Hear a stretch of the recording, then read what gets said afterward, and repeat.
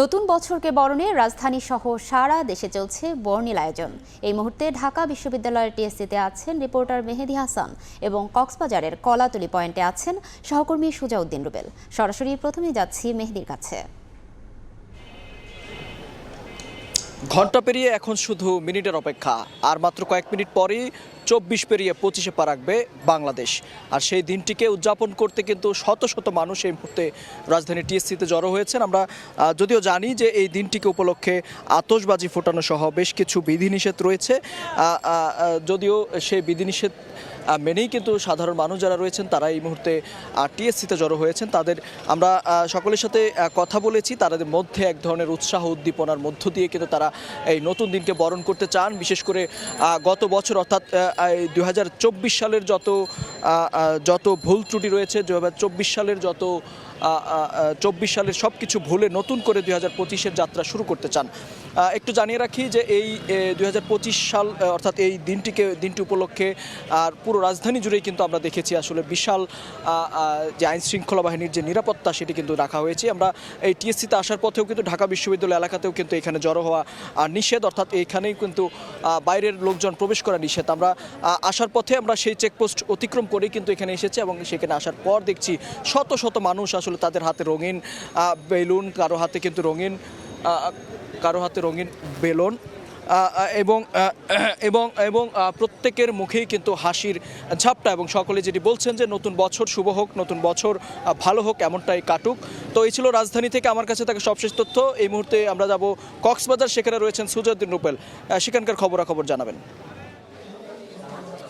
তারা কামানের হোটেলগুলোতে 31st night উপলক্ষে চলছে নানা আয়োজন। এরই মধ্যে আমরা লক্ষ্য করছি বিভিন্ন তারা কামানের যে হোটেলগুলো রয়েছে সবগুলো এখন পর্যটকের ঠাসা এবং তারা বেশ আনন্দ করছে।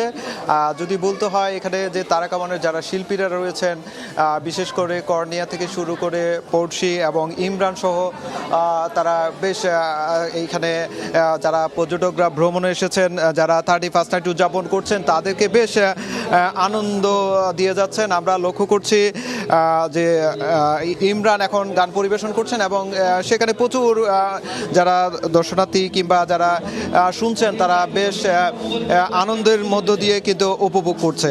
এই যে সন্ধ্যা থেকে শুরু হয়েছে আয়োজন, সেটি এখনো পর্যন্ত চলমান রয়েছে এবং মানুষ যতই রাত গভীর হচ্ছে ততই কিন্তু আনন্দ উৎসব কিংবা আনন্দের যে মাত্রা সেটি বেড়ে চলেছে। এখন পর্যন্ত আসলে 31st নাইটের আয়োজন যদি বলতে হয়, যেহেতু প্রশাসনের নানা বিদেশি নিষেধ রয়েছে যার কারণে সৈকতে উন্মুক্ত স্থানে কোনো ধরনের আয়োজন চলছে না। তার প্রেক্ষিতে প্রশাসনের অনুমতি নিয়ে তারা কামানের হোটেলগুলোতে নানা আয়োজন চলছে এবং যারা পর্যটকরা এসেছেন তারাও বেশ আনন্দের সঙ্গে তারা যে নাচ গান যেগুলো চলছে সবগুলোই উপভোগ করছে।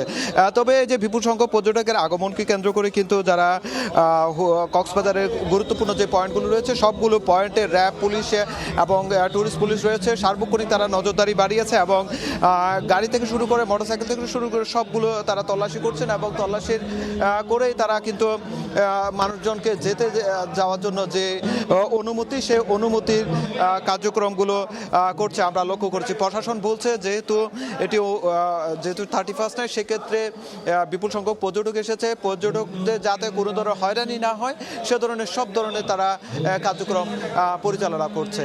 তো এ ছিল আমার কাছে কক্সবাজার থেকে সবশেষ।